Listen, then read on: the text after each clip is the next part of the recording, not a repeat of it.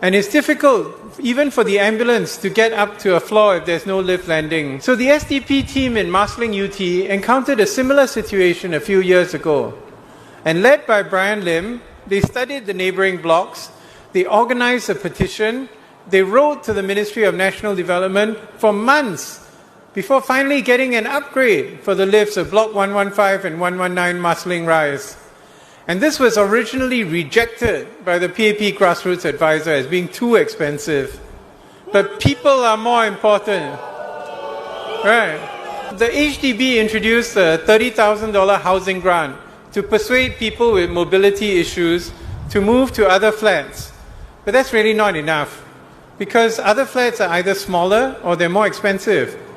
You know, just 3 weeks ago, before the writ of election was called, the lift access grant was suddenly increased to $80,000, which is a big improvement. On the other hand, though, one of the residents of Block 257 came up to us to point out that for the kind of money the government is spending on the graph, they could simply put a hydraulic lift or some other kind of access which is less expensive. So this is just another illustration of the need to hold town halls, to listen to stakeholders. That's people like you. Now, the Bukit Panjang LRT is another major concern.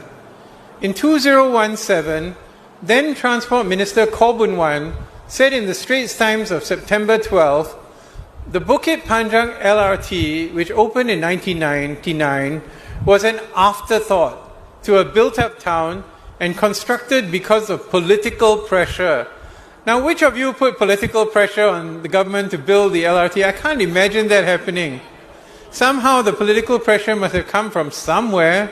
Now, I know that many people find the LRT does help shorten the travel time in Bukit Panjang, but I also know the system is under strain. So this is a hugely expensive project, but one which is difficult to undo.